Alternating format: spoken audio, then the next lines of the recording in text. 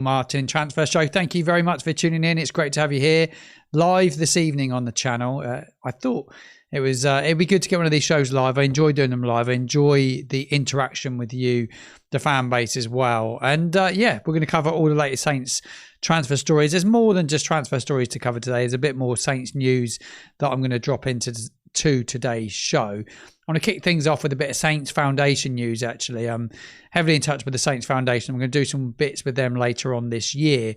And they announced this morning that Francis Benali, his tour, will return for 2026 with a Lake District Challenge. What a guy Fran is. But Benali on tour will return later on this year with an ambitious challenge. One of the most ambitious. They're saying it is the most ambitious so far, as he prepares to conquer 10 iconic Lake District summits in support of the Saints Foundation. Brilliant work the Saints Foundation do. We're going to get closer to the heart of what the team do at the Saints Foundation in the coming months here on the channel. But over the past 3 years, the Benali on Tour participants have raised a whopping £90,000 for the Saints Foundation, which is quite incredible. It's a 3-day challenge in the northwest weekend. It takes on around 14.5 miles in a circular trek. If you want to find out a bit more about that, I will share all the details, and if you want to get involved, you can do so. They're looking for people to take part in it. The minimum fundraising target is £750. All funds raised will go towards the Saints Foundation, and they use that for their work in the community around the city of Southampton. So a brilliant piece of work by the Saints Foundation. Make sure you check that out. I will leave all the details in the show notes once this transfer show finishes. Like I said, it is a transfer show, but there is a bit more to cover in this evening's episode. The main news out of today is that striker Damion Downs, according to reports, has completed his medical with Hamburg ahead of that loan move back to Germany. The deal, though, is quite an interesting deal, actually, because there's a fair bit of money involved and a lot more than I expected. The deal it includes a reported option to buy him as well. The loan fee, they're talking around €500,000, and they're also going to cover all of his wages, according to the reports from the journalist in Sky Sports in Germany. He has gone on to say that the purchase fee, if they decide to purchase Downs, will be between 9 and 10 million, but it could raise up to 12 million euros if the bonuses are met. It's quite a good deal, you've got to say.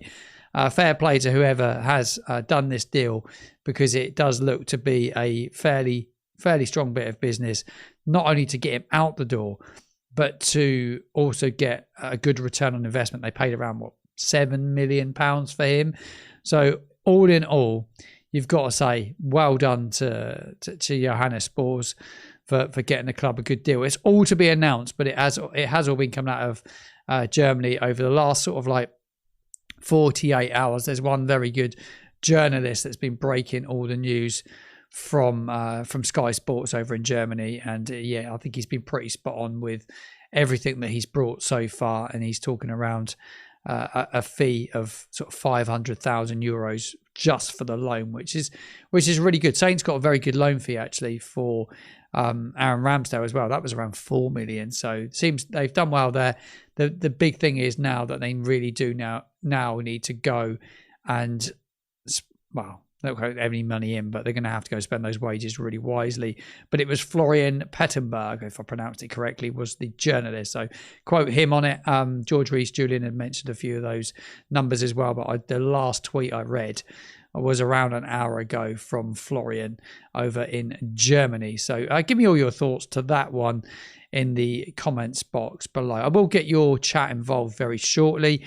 It will be good to get your opinions. I'd love to hear your thoughts on all things Saints and everything that's been mentioned. There's a bit more coming up in the channel as well, which I'm looking forward to talking about. There was a story around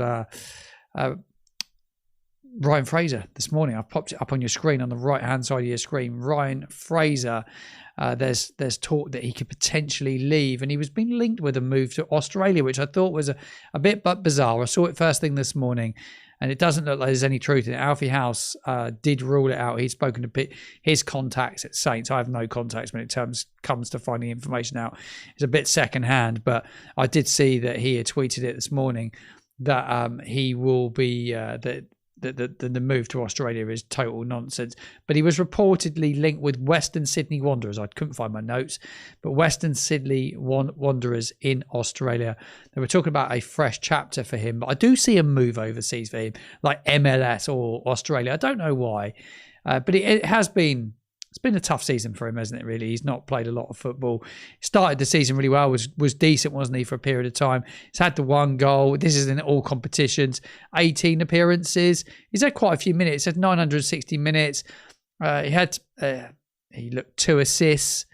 Yeah, he's played a bit of football early in the season, but picked up injuries and sort of fell out of favour under Tonda Eckert. So Ryan Fraser, give me your thoughts on that one. Would you want to see him gone? I'm guessing many of you do. Paul's in the live feed as well. WSW is a bit rubbish, even A-League standards. And you would know, Paul, because you live in that neck of the woods. We spoke about Callum Wilson yesterday on the transfer show. Callum Wilson will be good. Yeah, I think he would be good. A lot of people think he's very out of reach, but his contract is being terminated with West Ham United. I think they finished. Did they lose? I didn't see the final whistle. I know they were losing. He will be available soon. I think he is available now by the looks of it. Saints do need a major bit of work in the window. There's no doubt about that. St. Yates, he said, get rid of a Dozy, a Rebo, Fraser, Edwards, McCarthy, and get Perez, the goalkeeper, new centre-back, number 9. And I say it's a good transfer window. I still think there needs to be a bit more to be done than that. I don't think that will quite be enough. That's just my honest opinion. But no, I really appreciate you getting involved in the chat below. Just keep your comments coming. I'll keep reading them out as we go along. I'm going to be live for the next sort of 15 minutes or so. I won't be live for too long, but I want to cover all the stories. Like I said, there's a bit more than just transfer news. So what I do is I do the transfer news first. I want to sort of cover a bit of football chat at the back end of the show as well. But away from sort of transfer news, Andy Goldie, well, it's a transfer. He could be going to another club. Andy Goldie is the Saints Academy director, and he is one of the leading contenders, according to reports today out of The Athletic, to become the Leicester City new technical director. Goldie was promoted at Southampton Football Club to the director of group talent strategy across the Sport Republic group back in May. And he has reportedly, it's only reports, this is according to The Athletic, with Leicester City. He joined Saints from Swansea in 2023 and has overseen multiple academy players earning first-team debuts, one of those being Tyler Dibbling, and that pathway from the academy to the first team for him, and obviously went on to get a huge fee for the player. And he has he led the search for the new under-21 boss and was a part of appointing Tonda Eckert at the football club. And according to The Athletic, Goldie is one of several candidates that Leicester City are speaking with at the moment as they look to add a technical director to work closely with their first team manager. A lot of unrest at Leicester, a lot of empty seats in their stadium last night. A lot of their fans are protesting against their owners. I know there's a lot of talk around Saints, and I've not covered it on the channel, and a lot of people asking me to share posts and things. I'm not going to, first and foremost, coming on to Saints and protests, I'm not sharing anything about any protests. I'm going to be pretty firm on it. Look, I have a lot of time for Dragon Solak as an owner. He's put a lot of money into our football club, and if he walks away at this moment in time without a buyer, the club will go bust. It will go bust. So it will be down to them selling. If everybody wants them out of the club, what is the answer? I know everybody. It's the topic of, oh, can you share this? I want protest. Protest won't do anything. A protest, in my opinion, I don't see doing anything. You get old men clipping up little videos of me and putting it across the internet, and I'm sure this will get clipped up along with many of my other videos. I've been lucky to support Southampton Football Club since since I was sort of 9 years old, it's been through some really tough moments under Rupert Lowe. There was protests at that stage to get him out. It got really, really dire. That the ownership they're putting money in, they're keeping it afloat, they're trying to turn it into a business, make it more sustainable. I think off the field they've done the right things. I just think from the playing perspective, that has been a lot got wrong. And I'm not saying anything no one else is saying, that they've got a lot wrong and that there's a lot they need to get right in footballing terms. The fact they've appointed such a young manager and such another risky appointment has put pressure on them because of the decisions different people have made within that group. Look, it's running no business is easy, but if they I've been involved in businesses and the owners decided they're not going to put any money in and they just go bust, and that is the end of it. And that can happen. You know, you have to get the right owner, and if he's going to sell it and he wants to sell it, that I think it will be very difficult for the fans to force it. They can make it difficult and make it toxic, but it's not going to help anybody, is it? I don't see that there being mass protest. There might be, and some of you will be for it. Some of you will be totally against it. But I'm not in the place where I want to be sharing it. The club have been great with me to give me opportunities to speak with players, and I really, really appreciate it. And I'm not gonna. I will always give my honest opinion. I will always give my honest opinion, but I'm not going to badmouth people when I don't really. You know, I just think it's just to be fair and balanced is the best way to be. And I think you have to, like, this guy's absolutely spot on. Careful what you wish for, and you do have to be careful what you wish for. I think we have a guy that has got a lot of money, and without him, we would have been in an absolute mess. Because after the Chinese ownership had been bought out of the football club, we were on a downward spiral when they left. You know, Alfie said that I think I was listening to a podcast today, BBC podcast, and you had to be, I haven't listened to all of it, but you have to be careful what you wish for. And they've done a lot of good things off the pitch, and people saying, oh, boycott the Dow Bar, boycott this, boycott that. What's it going to do? Inevitably, that will just hurt the football club. And I want to see it succeed. We all want it to succeed. And there is no doubt that the people in it want it to succeed. They don't want it to not succeed. There's just been like loads of mismanagement, and I understand everyone's frustration. And Alex Kumar is absolutely right. Dragon will be as angry as anybody. That he sits at the top, so he oversees a lot of these decisions. There was a lot of talk, wasn't there, when Tonda was appointed, that there was rumours. I'd like to talk to him if I get the opportunity at some stage. There was a lot of rumours that it maybe he was a little bit unsure on the appointment. Like, I don't think they got the appointment right. That's me being totally honest. I think it was a huge gamble, and it needed to be played out as a caretaker role for a little bit longer. Look, it is what it is, but there was an absolute pile-on for him to be appointed. So everyone wanted him appointed. But they've made mistakes. They know they've made mistakes. And I know some really good people that work in that football club. I know some really good people. I'm not going to start naming names. And I want to see it turned around, and hopefully it will get turned around. These are the times when we need a Marcus Lieber.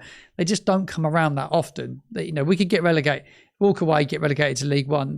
It don't always come along. They don't always come along. So that's kind of me summing up like the protest stuff. I know a lot of people talking to me about it. A lot of people sort of like saying, Martin, share this. Why you not done this? You're a voice for the club. I'm not a voice for the club. I'm just a fan like you. I just have a platform where I can talk about it. But you, as a fan, on match days, have an opportunity to come and share your opinion. And anybody at any stage is welcome to come on my channel and talk about their feelings towards the football club. And everybody is open to their opinion, and that is what this platform is all about. And I will always give you the opportunity to do that. Right, as we come on, what do I want to come to next on the show this evening? I wanted to talk about, so we've done ownership. I've gone off on a little bit of a tangent. I've not gone in the order that I really wanted to go in tonight, but I just thought I'd just cover it. I just might read out a few of your comments quickly. I don't think Russell Martin was a bad appointment. I actually think it was quite a good appointment. I think Russell Martin was actually the right time in the right place, a brilliant appointment. It was a really good appointment. And you know what I like about it at the time? That he had knowledge of the league That's what I liked. He had knowledge of the league. He knew the championship. And it's not just about knowledge of the league. It was... I kind of listened to Lewis Coombs today. I might invite him on the show, and I don't know if he'd come on. He works for BBC, so I don't know if Lewis Coombs would come on. He's a Saints fan, but he reports on Saints, and he's a great guy. And he was talking today about the ownership, Sport Republic, and we spoke about Russell Martin, and sometimes having a manager that has contacts as well. So a manager that knows agents, that knows people in the division that's been around the game for a while, it can go quite a long way. And I think Russell, actually, people are talking about us playing Russell Martin football now. I don't think we are playing anything like we did under Russell Martin. We were much better under Russell Martin, like much better organisation. The players bought into him a lot more than they've bought in the last couple of weeks and what I've seen under Ecker. And I'm not saying that the players are down tools. I'm just saying that I think he certainly got a tune out of the players. And like, he got people on board. Look, he rubbed a lot of people up the wrong way at the club. And look, yeah, I wish Russell all the best wherever he ends up. I've just put that done deal, which is not been done, but the medical apparently happened with Damion Downs, by the way. That is on the right-hand side of your screen. But that Damion Downs, I've put it up as a done deal at the moment. We're going to start having the incomings and the outgoings on the side of the carousel, so you'll be able to see all the incomings or the outgoings. We're going to talk a bit about Championship today as well, and I want to talk about Anton Simeone as well, actually, at the very end of today's show. So I'm going to call that a done deal at the moment for Damion Downs. Right, let's move on now, and we will talk about... Right, let me just get my screen up. I'm flicking between screens, which is never easy when you're live, but I hope you are... Hope you're enjoying the show. It's good to have a live stream as well. It's always good to do these shows live, but stuff can go wrong really easy, and I'm flicking between screens. And I should have set up 2 screens tonight, which makes my life a lot easier. And at the moment, I've left something on the screen, which I really want to. I've got your comments flying through. Just wondered, would you bring Danny Ings back? Not now. Danny Ings for me now. I think he's proved that at Sheffield United he's really struggled. Saints did have talks with him in the summer. He was at the training ground. There's no real secret to that. But he was down here. He did have conversations with Saints. Look, it's not happened for whatever reason. But look, he's a Saints fan. I think he's always been a Saints fan, and I think he's a decent player. But I think his legs are long gone. Right, away. So we covered Ryan Fraser. That kind of covers up the transfer news for now, for Saints related today. If anything happens tomorrow, we will do another show tomorrow. But if there's not any sort of updates, we're kind of the next transfer show will be Thursday. I'm going to keep them to 10 p.m. I might drop the odd 6 p.m. in, but they're mostly going to be around 10 o'clock. So you know when they're going to be dropping live. And there will be the video drop in between. I am going to go back and I'm going to redo where I think we're going to finish this season. I'm going to do the whole of the Championship. And talking around the whole of the Championship, we should just mention it. West Bromwich Albion, they've sacked their manager today, Ryan Mason. Southampton's last win actually come against West Bromwich Albion. Can you believe it? It feels like a lifetime ago, doesn't it? Just 2 wins in their last 8 Championship fixtures. No away win since October the 1st. And Saints beat West Bromwich Albion back at the start of December. And that was our last win before the current 6-game winless run. And the Baggies do begin their search for the new manager. There's a few names mentioned in that, Michael Carrick being one of them. But apparently he held talks with Man United today, I saw. And also Russell Martin, his name was mentioned, but I was seeing that he's looking at options elsewhere. But wonder what will happen at West Bromwich Albion. It does seem that time where managers are getting sacked left, right and centre. Ruben Amorim at Man United yesterday, he lost his job as well. And obviously a man that was at Southampton Football Club, Jason Wilcox, was a part of that sacking. They're under some serious scrutiny as a football club right now. But they're in the Premier League and they're at the top end. You know, they're still in a Champions League place, well, pretty much. And they got to find another manager. Ole Gunnar Solskjaer, who was linked with Saints, actually, his name has been mentioned with a move to back to Man United. Thought that one was quite interesting. Elsewhere in football today, I wanted to touch upon Bournemouth, actually. I kind of wanted to talk about this one. It was pretty much a done deal for Anton Simeone, and you're kind of seeing what's happening at Bournemouth, what's happened at Southampton over the years. clubs just get picked off. When you have good players, you start to get picked up. At £65 million is a huge fee, just 25 years old. And I've got to say, when I've watched Premier League, which I've not watched a lot of this year, Anton Simeone, what a player he is. He's such a good player. Really exciting, but I just kind of feel like a move to Man City. Is that really the right move for him? I know we've gone off and we're talking about something else other than Southampton, but it would be good to get your opinions on it, actually.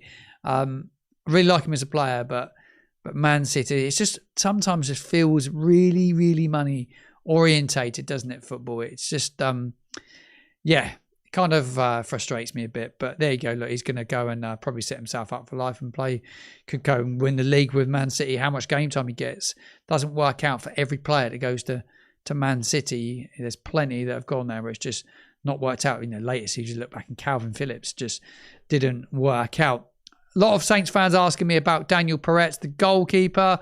Has that deal been done? Apparently he was in England to have his medical today. Whether that one's been done or not, I don't know. But I think we'll probably get confirmation next sort of like 48 hours on that. There was a story going around. We're talking around Southampton again. We'll come back onto the Southampton chat. Paul Onuachu, he did an interview with a journalist overseas.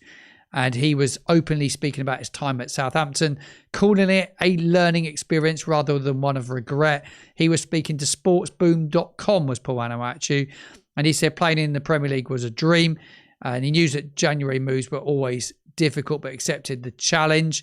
Admitted that Southampton's style of play didn't suit him, but it would have done if Nathan Jones, the manager we bought him for, had stayed at the club and he played under Jones. I think it would have probably been a really good success. But he went on to say there was issues behind the scenes. Whatever he means by that, I don't know. But since returning to Turkey with Trabzonspor, Onuachu has rediscovered his form once again. 11 goals so far this season. So wherever he is, he seems to go and score goals. Does Paul Onuachu. So best wishes to him. Sad it didn't work out, but it is what it is. Right. Let me come on to some of your comments. It's a live stream. If you're watching and catch up, just make sure you give us your opinion. Wilcox was interfering. At Man United, do you mean? Or do you mean at Saints? At Saints, he was in charge of bringing the manager in and the players in. And actually, when you think about it, he actually did a good job.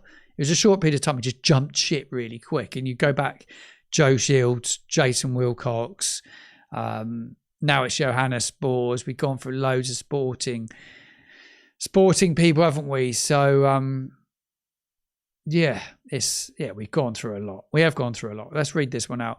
A bit sick of that every transfer rumour with this club being old players who've moved and gone on well past their prime since they were with us. James Ward-Prowse's name gets spoke about a lot. I hear his name a lot. A lot of people are talking about him looking for a move. Look, I don't know what happened at West Ham tonight. Could someone just tell me what the score was? Just let me know what the score was. I think Nuno was on the verge of getting the sack. He's been totally binned off by Nuno. Horrifically treated, poorly treated James Ward-Prowse. You'd have to say.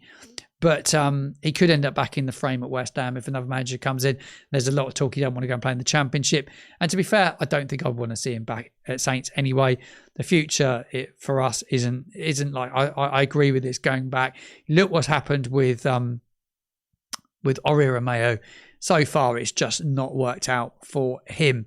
No striker news at the moment, just the one junior that Damion Downs is on his way out. Thank you very much for everyone that's dropped that in the comments box below. Nottingham Forest went on to win. West Ham 1-0 up as well. That will be the end of Nuno at West Ham United. They will be looking for another manager. I did see this one today. I've not read all the detail into it. I don't know how much truth are in and who his sources are. I don't know who his sources are. I can't really comment on it because I've not heard that. I've not heard that there's any big issues in the camp. I've not actually seen where he said that, so it's hard for me to really get involved in it. I know a lot of the players tune in and watch this. They do tune in and watch it. And look, I think there's some great guys in the camp, and I think there's a lot of learning to do as well. I've not touched upon it because I don't want to start being really nasty about players or throwing them under the bus. I've seen all the talk around both Casper Yander and LSU giving their shirts away behind the dugout. We don't know the circumstances behind it. I just think just that little bit of like, judge the room, lads. And just a little bit of media training. They're quite new to England. It's just like that little bit of media training that they'll be getting, because they will be getting it and they'll be pulled up on it, and they won't do it again.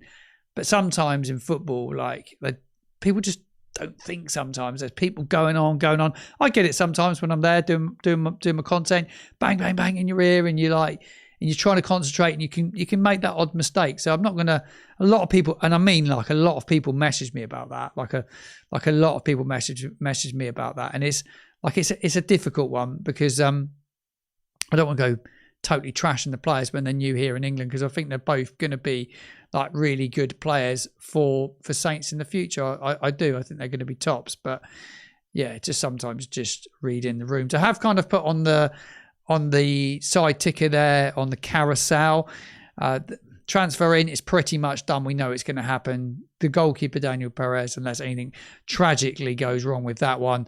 Damion Downs going out. His medical looked like that was done in Germany today. Daniel Perez has been done in Southampton. I've kind of done those as transfers in, transfers out, though they are still pending. So I kind of want to get this ticker rolling on that right-hand side of my screen. And I'm looking forward to seeing who comes in. But I am very, very keen, like every single one of you, to see who does leave the football club. We need some proper defenders. I think it's an interesting point. And I actually think, and a lot of you are going to shout down at me, I think we've got some good defenders. I just think they need a bit more defensive coaching. And I think they need a system that works for them. They need a goalkeeper behind them that's secure. Taylor Harwood-Bellis played really well in the Championship last time round. He was good. And Joshua Kwasi is a really good centre-back. He looked one of our best players at the weekend. I thought in amongst an absolute shower of absolute shit, he was decent. He's athletic, and I like him as a player. And I think he'd go on and do great things at the football clubs. I think on his day, Nathan Wood was one of our best defenders at the start of the season. Jack Stevens, I know people are pulling him to bits. Look, I think his best days are behind him, if I'm totally honest, as a player. And I think Josh Kwasi is the future. Case Andrews is going to come through and be a really, really good defender. But that we probably need one more really good centre-back to come in. Like one really good centre-back to come in. Someone's saying behave, Martin. When you say behave, about who? Which player? Are you telling me that Taylor Harwood-Bellis is a terrible player? I don't think he's a terrible player. I think a lot of it is system and coaching and working with people and confidence. I just think we need balance. Like, you need to play the right partnerships. You need the right fullback. You need the right goalkeeper. Wood is a liability. You say that, but he was really good at the start of the season. Like, I thought he was decent at the start of the season. So he's having a bad moment at the moment. You might take him outside, but players go for form. He's not quick, is he? He's not pacey, and he's a £4 million signing, isn't he? When you on paper, he's a £4 million signing. He's never gonna be like a top, a Van Dijk or like a top defender that we've had. I'm trying to think of, like Alderweireld. He was a proper good centre back. He's not in that league. Like, you got to kind of look at the league we're in and. Yeah, I do think we probably need another centre-back. If you're going to let one go. Ronnie Edwards was brilliant at QPR. They absolutely raved about him. He was like the next best thing. We were all buzzing to get him back. Couldn't wait for Edwards to be back at Southampton. And the minutes he's had since he's come back, well, there they are. He's had 11 appearances, just one clean sheet he's been involved in. He's 22 years old, and he's the subject of interest from QPR. And look, I liked Edwards from what I saw at QPR last season. Every time I watched him play, I think he looked really composed. And again, it's a bit of confidence. A lot of people think that he should come back in at the weekend, and I think he will probably get a game at the weekend, unless he's definitely going and they want to look after him and make sure that he doesn't end cup tied or get injured and scupper anything. But yeah, I feel a bit for him as a player. But has he been good enough when he played? Did he play in the right position? Is he good in a back three? Is he better in a back four? I don't know. But we've had some terrible centre-backs over the years. Like, we've had some terrible, terrible centre-backs. But I think this is a very good point. Communication in a back four and leaders. Now, we talk about, like, having young players. I think when you've got a goalkeeper that everybody's comfortable with, it helps. And I think everybody knows that Gavin's struggling at the moment. So it is really, really difficult. I think it's a great comment here. I need to pop it on the screen. Like Fonte, he's a proper leader, proper captain, proper defender, top. He really was. Bella Kopchap's still a Saints player. I think he's on loan, isn't he? He's still a Saints player. Someone mentioned that in the chat below. Yeah, QPR are a mid-table championship team and their ambitions to get promoted and not to get promoted. I think that's a good point, but he absolutely shone for them last season. And in the end, they went on to have a decent finish. You know, where are QPR in the division now and where are we? They're above us. As it stands, now what's the championship table at the moment? They're above us at this moment in time, but I get your point. I do get your point. ABK is out on loan in Italy. It's with Verona? Can't remember what they're called, but someone like a Fonte. Am I going to do a watch along this weekend? Yeah, due to some family issues this weekend, I won't travel to Rotherham this weekend. To Doncaster this weekend. Sorry, I won't be going up this weekend, but I will do a watch along if I can find a way to watch it. So I need to find a way to watch it. If I can watch it, I will bring you a watch along live. I'll bring you a post-match live and everything that goes with it. I will cover it all this evening. Absolutely, I will do on the days. Yeah, that's it. That's where he went. But behaviours in call players out, not coming over to the fans after losing 4-0. Absolutely disgraceful. I will say how I see it. I'm not going to start I call out performances all the time. I'm not going to start saying I know what's going on inside the dressing room because I don't. That's what I'm trying to say. But in terms of not going over to the fans, it is disgraceful. When you travelled that far, whether they down tools, I'm not sure if it was a total downing of tools, but it felt like it because of the performance. I think we'll know in the next two games if that is they have massively down tools on him. But I totally agree. Not going over to the fans isn't good enough. Reading the room is really important, but also for Eckert as well. I was critical of him at the weekend in my instant reaction and my show with Chris about him going over to the fans, himself, and he didn't really know that the players hadn't done, but he should have done because he should have made sure that the travelling fan base had the players go and show them that respect to say thank you for travelling this amount of miles. And absolutely, I will call that out because it is not good enough by them, and they will be told that not just by Eckert, but all the people that work with inside that football club. But yeah, I will call out performances when they're not good enough. I will call out decisions when they're not good enough. I'm not employed by the club, so I will always say it how I see it. I will always be fair. I will be honest. And I've been honest about the protest. I've been honest about my feeling of Sport Republic.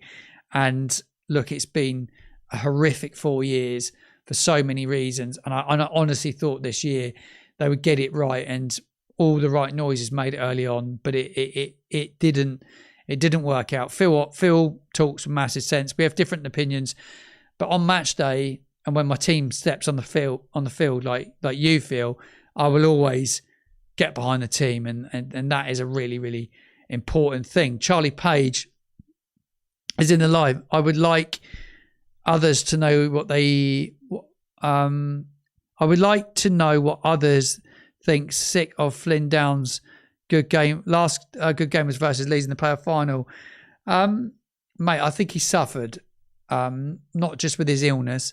I think there's a lot going on probably that we don't know about as a human being. And like, he's a human like you and me, and stuff goes on in life and we don't know what's happened. We don't know if he's lost relatives. We don't know what he's dealing with. It's quite sad when I see him sometimes. He doesn't have that sparkle about him that I saw in the championship before. And people say he's a footballer, it's his job, but no matter what your job is sometimes, like I've been in jobs where I've been paid like good money and I've been paid in jobs I paid terrible money, but I have moments where you just get things just get on top of you and it's sometimes really hard to go in and perform. You do your best and you'll give everything, but sometimes you just not got your sparkle. He looks to me like a bloke that doesn't have a sparkle at the moment, so I'm not going to like be nasty about him. I don't think he's been the player that he was, but we don't know like how bad his stomach was and everything that went on with it. Do we sell him in the summer? Potentially we will do. And if he wants to move on as well, I think he probably will. But I think that there's obviously an illness with him. I'm surprised the amount of football that Down's played over the Christmas period. And he spoke about managing minutes, but I did feel it was a bit of bullshit at times because I don't think he was managing everyone's minutes. If I'm honest, he managed minutes, but not everyone's minutes. Flynn's minutes didn't get managed, and he got found out at Borough when he's absolutely on his knees. So there is an illness issue, but I don't think it's just illness. I don't know it for a fact. I don't know him. Look, Taylor Harwood-Bellis. Thoughts on Taylor Harwood-Bellis? I'll give you my honest thoughts on him. Look, I think he's a massive confidence player. I think he's someone that drives on confidence. Look, he was the England under-21 captain for a long time. You don't become the England under-21 captain if you're not a leader, if you're not a good player. And like, he's well respected in the game. Like, really, he's come through the Man City Academy. He's come here. He had one brilliant season with us at times. I think last year probably smashed his confidence to bits, really. He's surrounded by, if you had Taylor with some really good, experienced, big Premier League players at the time, defenders that knew the game. I'm talking like Connor Cody type players, and those players that have been around the game.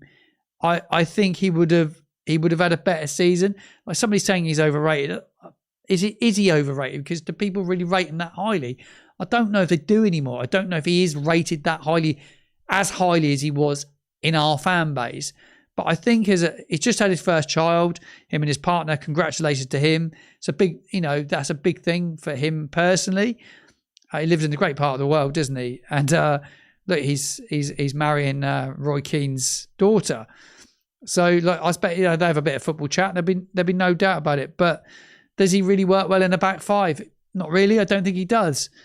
But I think at some stage, like, he could end up getting sold, and I still think he's got a decent value to him. He probably hasn't got the value of 20 million that we paid for him, and that's probably the issue.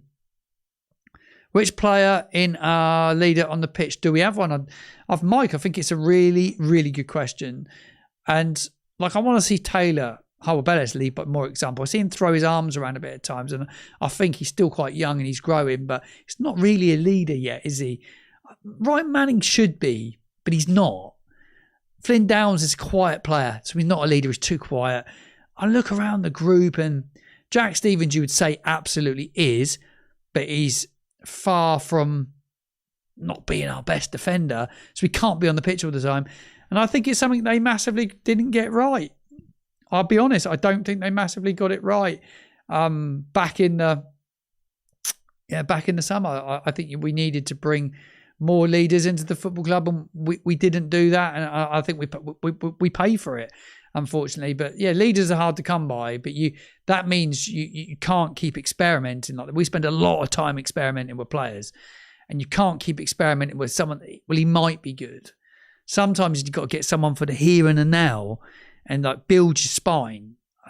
I chat to a friend of mine, and he was involved in a championship playoff winning team, and he won't mind me mentioning it. He's very well connected in the game. We speak a lot, and we talk about that Brentford side that he was involved in, and the leaders that they had in there, the likes of Pontus Jansson. They're proper leaders in their team, and David Raya in goal, top goalkeeper. Now, they had good, like, top players. I think he played for Raya in that championship. He might not have done, actually, saying that. I might have totally got that wrong. But they had they had a good team. And then as they develop, they bring through men. They bring proper men in. It's hard when you just got like Yanda and like young players. I think Cienza's like an older player, but in terms of like football, he's not played at the top level for that long. So, I think he's a leader, actually. We talk about leaders. I think Leo's one of very few leaders. I think he sets an example that a lot of the others could learn from, and they desperately need to sit down and talk to him. But he is his English is not bad neither. I think it's a good question here. On the football field, I think he talks a lot. He's one of few that talk a lot. Stevens, in the dressing room, no matter who you talk to, no matter what manager's been there, they always talk about how good he is behind the scenes. And there's a lot we don't see as fans. We don't see what goes on in the dressing room. We don't see what's needed when the going gets tough, to get hold of players. I saw Theo Walcott talking not long ago about players being on their phone back in the Premier League at half time in our dressing room in the season. We got relegated. But why the hell didn't one of them get hold of it and sort that out? So I question in everything, but there are a lot of young players with a lot of money being given to them, and you won't win anything with just kids. You need a mixture. Jay Robinson's a top player, but he's not a leader. He's a top player and he's going to be good. But interesting comment here. What do you think caused the upturn in performances after Will Steele left? I wasn't convinced that signing such an inexperienced manager. I will be honest. I think the fixtures fell really nicely. I think QPR away. I think the Championship actually isn't that. The people say, it's a really tough league. It's tough in terms of anyone can beat anyone. But if you look at it to previous seasons, it's actually not a great. It's not the greatest league ever, is it? There's a lot of muchness from if you look fourth down, there's a lot of muchness. You need a run of 5 games gone on a streak, and you're right back in amongst the playoffs. And Saints are still not out of it for that fact that they're still in a touching distance of it. I think the fixtures fell nice. Going back to this comment, the fixtures fell really, really well for him. QPR away, not great. They're a poor side on that. It was a terrible game, but we scrapped like hell. And Leo told me when I sat down and interviewed him, he felt when he looks back on performances of this season, he said to me, it was his favourite performance of the season because how hard they worked for each other. And that's the big thing, isn't it? They worked for each other, even though they were not very good on the night. It was that work. When the going gets tough, right, come on, let's get in amongst it and have team spirit. And team spirit's really important, isn't it? And we then go into the Wednesday game. They were poor. We were always going to win that. International break. Everyone went away. It's a bit of a breather.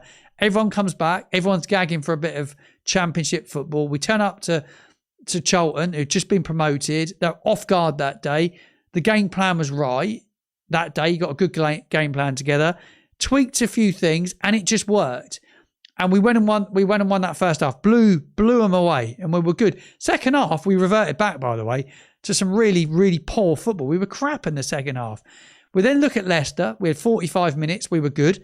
I thought Leicester were well off it. They down tools on the manager. Couldn't be arsed. They weren't really up for the fight, and we absolutely took it to them. And we were good in the first half, but the second half we were shit. Then you look at what was the game after that? We then went to Millwall.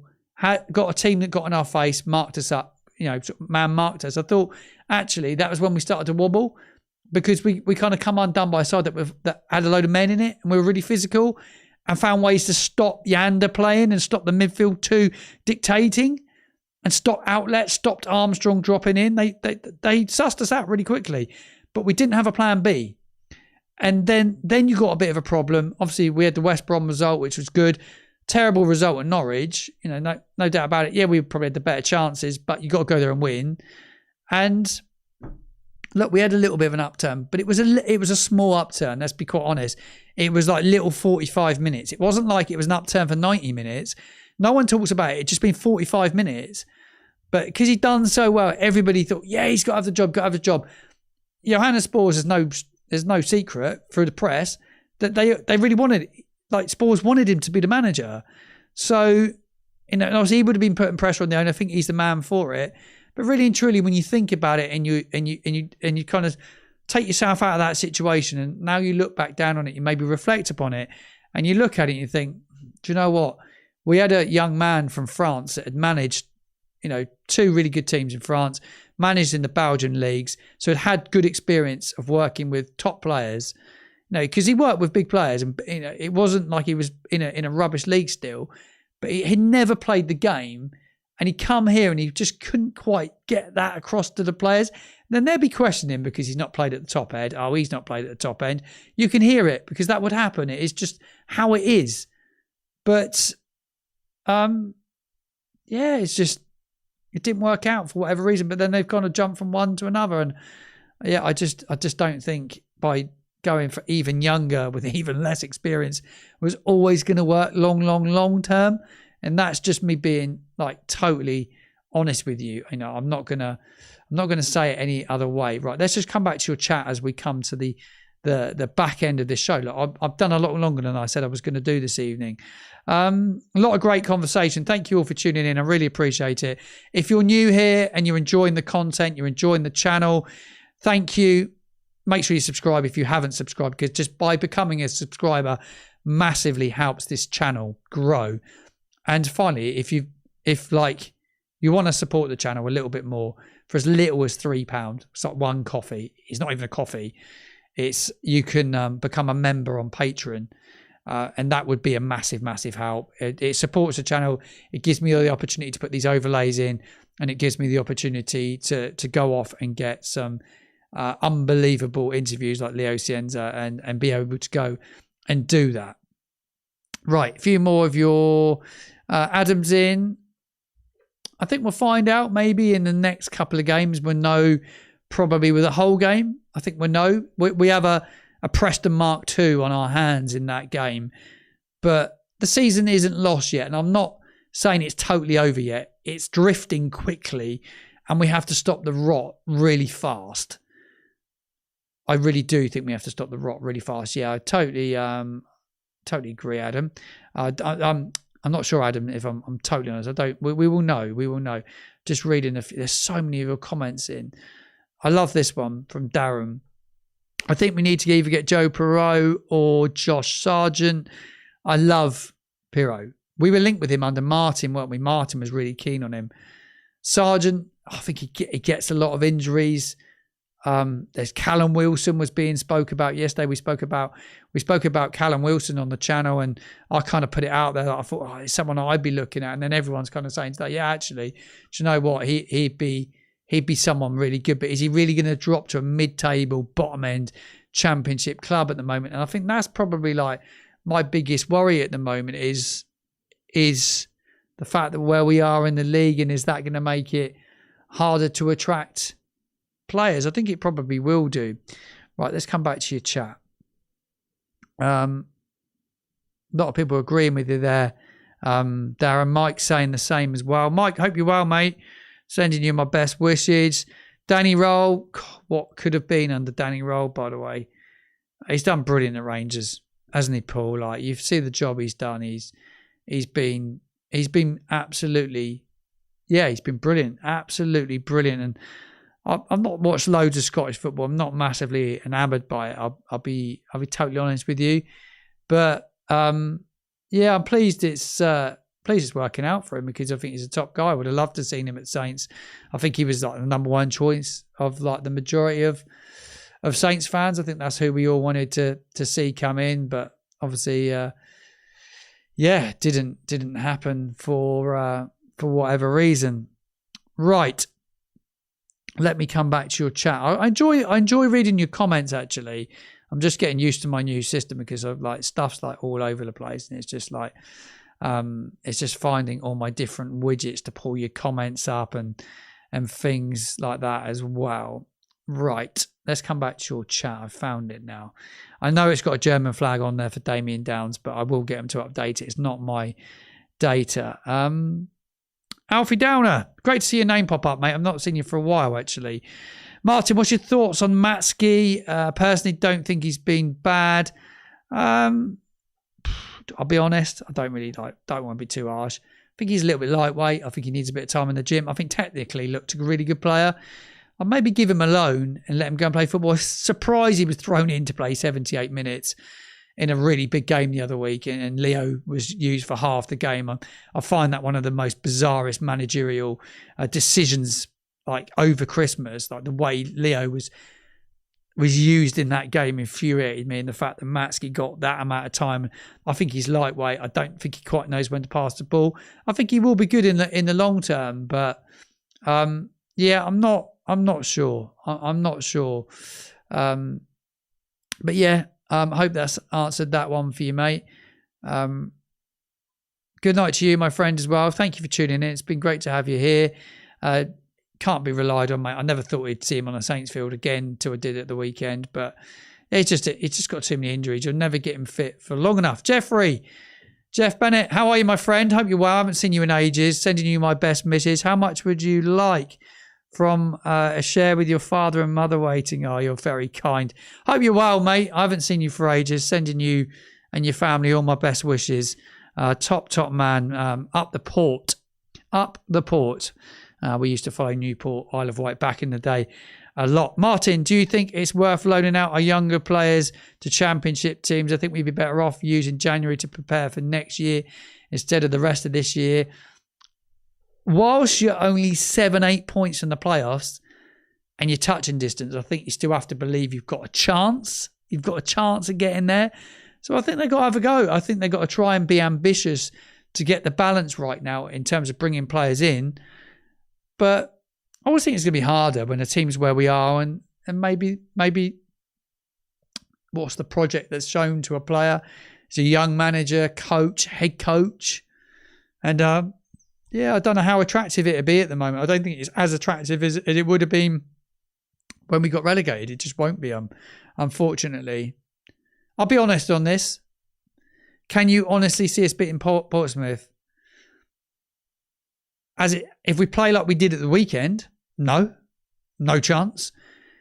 I would love to go in the dressing room before it. I'd like to take controversial Chris in there, actually, if I could take anyone in there. I think you need, I know Big Phil Campion's away, so he won't be going in the dressing room. I think they just need to understand what it means to us, to you, to me, to the fan base, how much it means to really have a proper go, and what it means to the city to win a derby. And you've got to fight. You've got to give everything. You've got to literally give everything in it. Every tackle means everything. You've got to fight for every ball, and your team spirit needs to be absolutely bang on. And if it is, we'll win it. We'll win it. But you've got to be at it. #believe. Yeah, absolutely. Charlie, how you doing, mate? I hope you're well. We were linked with Rossinia last year. Look at him. Missed another opportunity. Great manager. I think he'd go on and do great there as well. I think Liam Rossinia is a good manager. Very much like Russell Martin. He plays that tippy-tap, but he's an intelligent man. And the guys at Sky always said that, didn't they? That he was a really, really intelligent man. But yeah, Chris would be great in the dressing room, says Caroline. Well, we need to try and organise it, don't we? We need to get him in there. We need to set a little campaign up, get him in there. You are very welcome. Thanks for the great content, Martin. You're an excellent communicator. And yeah, mate, I love doing this channel. It doesn't make me, I'm not here to make money. It's costing me if it anything at the moment, because what you see to pull all this through, the software, the subscriptions to edit videos, Photoshop, Adobe Suite, it all costs money. So I do it because I love it. I love Saints. I love talking about it. And actually, I used it. I don't share my story, but I will do some stuff with Saints Foundation. It was built off the back of depression and loneliness. And that is why I'm here. You too, my friend, Jeffrey. You too, my friend. And that is why I'm here doing it. That is why I am here doing it. Because I love communicating. I've always been a decent talking to people. I love talking to people. And it's weird because you don't necessarily have anyone here. Like it's just me talking to you and I'm just reading your conversation. But we will find a way. Again, we need more investment in another upgrade of like the console in terms of how we can bring guests on via the phone. That's what I like to be able to do. So yeah, there's loads this channel can offer. But if you want to support the channel in any way, like I said, the Patreon is a great way of doing that. We do have a couple of sponsors coming on board in the next couple of weeks. I'm really pleased to announce that. I've got 2 sponsors coming on board, which is absolutely phenomenal. One of those, a local carpet store, which have been really complimentary about the channel. DNS Carpets. I'm looking forward to them partnering with us later on in the in this month. It'll be January. I think it will be in January. Right, couple of last questions before I go. I'll tell you what, I'll round it up and say I'll leave at 11 o'clock this evening if you're watching live. Great listen live. Yeah, I love doing it. It's great fun, isn't it? It is yeah, mate, and it will get better. I need more opportunities to go in and talk to the players, and I want to I would like to go in before the derby actually, and kind of like take your messages and your feeling about the derby, and sort of like we talk about the game and sort of how they're preparing for it. And I just think kind of being really like getting a really good, just getting you content. I just want to get you content basically. Appreciate it, mate. Appreciate it. The content's just great fun to do. I absolutely love doing it. And it is good because we all got something in common, haven't we? I said to someone the other day, we were talking about like feeling lonely. This guy, I'm not going to give his name out, but he reached out to me on Instagram, and he was like, he'd been in a really dark place, and he really touched me. He brought tears to my eyes, and he basically said to me like, listen, watching your channel and listening to your channel, he said, it brought me so much comfort. And he said, you don't know how much you've helped me. And I was like, this is powerful. Excuse my language. This is powerful. I was like, what he said to me, just it resonates with me all the time. So if it helps anybody, I love it. I have to laugh. I was on X yesterday, and I there's always like people that want to be twats. I can swear. We're past Watershed. And there's one absolute bell on X, and he like edits up videos of me and Matchday vlogs. I love to see him. I love to see him. You won't miss his chin from a mile away, but I love to see him because he just like hides behind the keyboard, but he would never come and say it to my face, and just likes to take the mickey, follows my accounts and then just takes the mickey. But yeah, just jealousy sometimes, isn't it? No, absolutely, Mike. That's very true. Very, very true. What do we have here? How to meet you at a game. I've seen you around a couple of times, but my friend is coming to Watford game, doesn't have a season ticket, and is desperate to have a chat with you.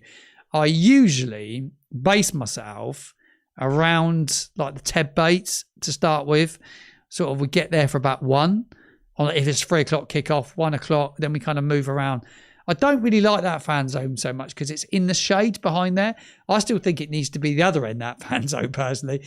But where it is, it gets a bit cold around there and it's damp, so I don't spend loads of time there.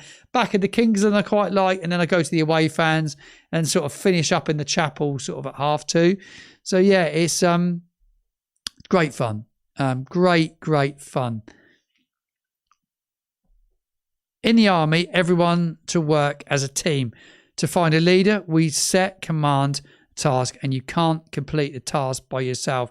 It's the team that complete. I'll tell you what, it's such a powerful thing that you have just said, and I totally get you on that.